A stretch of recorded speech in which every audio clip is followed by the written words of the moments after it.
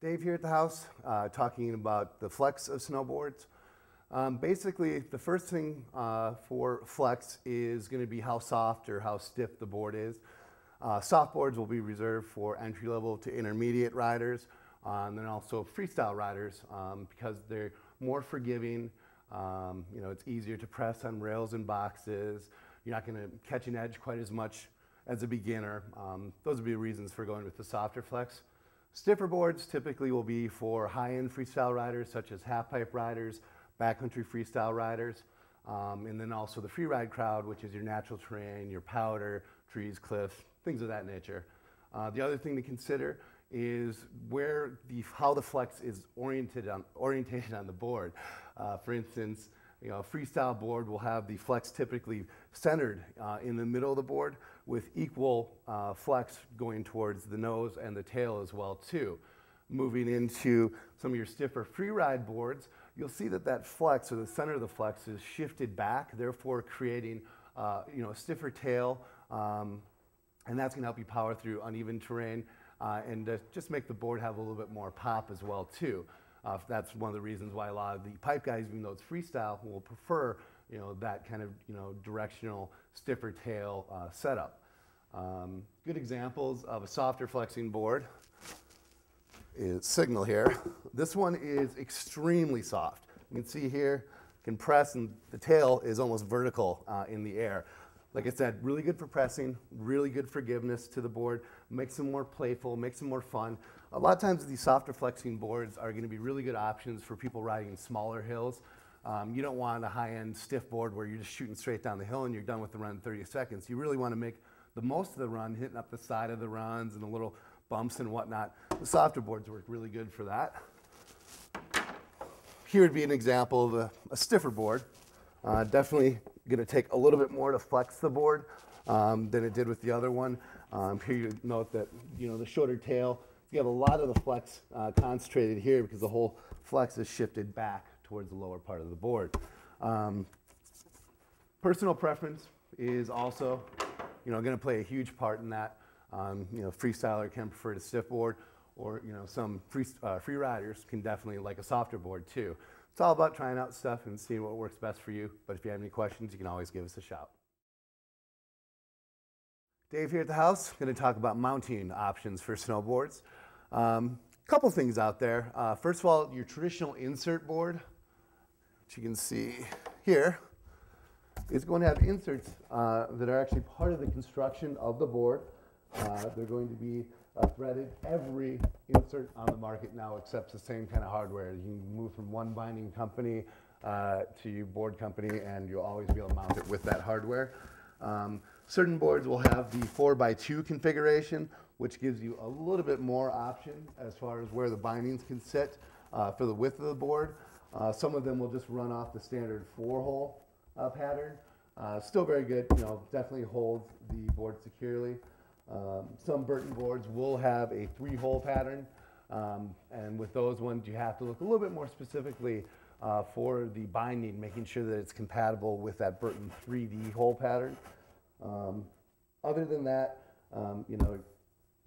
like I said, the screws are all the same thread. A lot of vibration associated in the sport. I usually recommend that when people take out their stuff, you just give a couple of quick tugs on the bindings, make sure they're secure in the inserts, and you don't have to worry about them falling out later on. And then from there, definitely most of the inserts themselves will be stainless steel, so you don't have to worry about rust and stuff like that.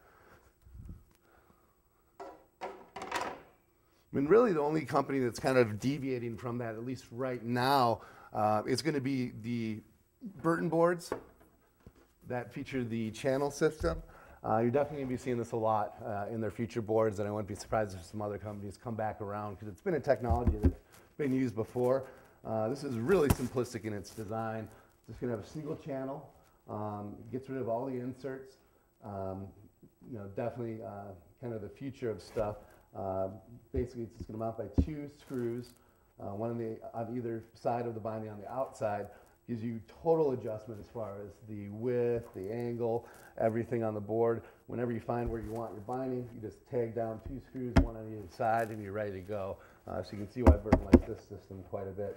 But for inserts or mounting options, I mean, it's pretty simple. That was basically it. Dave McCall here, talking about bases on snowboards. A lot of different stuff out there. Basically, starting off, there's two main differences. You're looking at extruded versus sintered.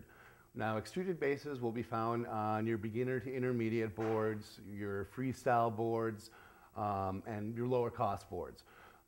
Extruded bases are still very, very fast.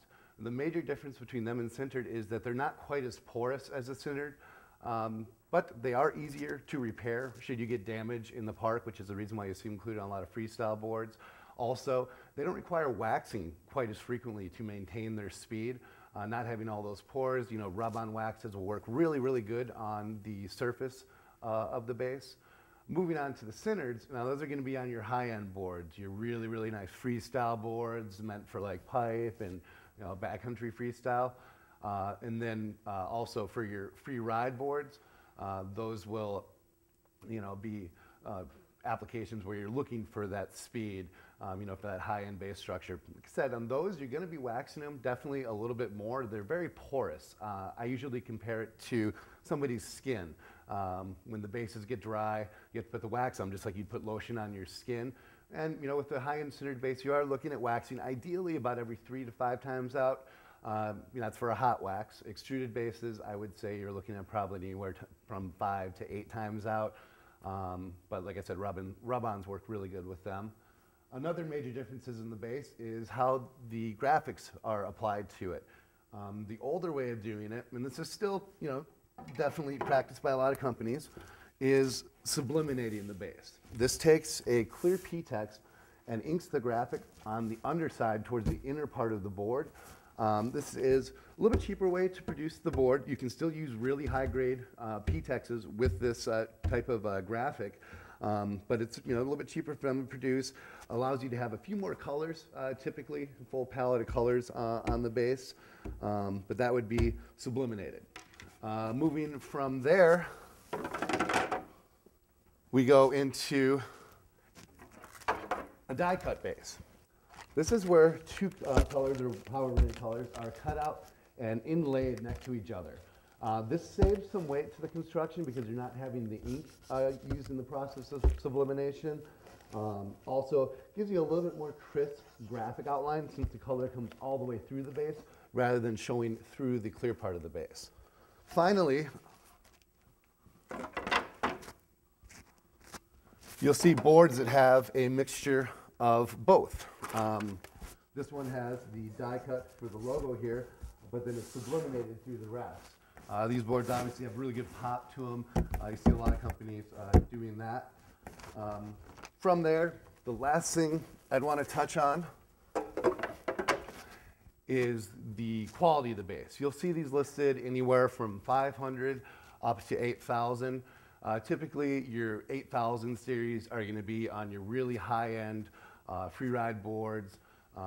Definitely those are going to require waxing more than, say, a sintered 4,000.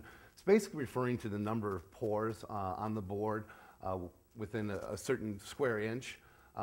So with that, obviously, the higher you go, the more you're going to be waxing, but the faster the board will be. The lower you go, the less maintenance it will have.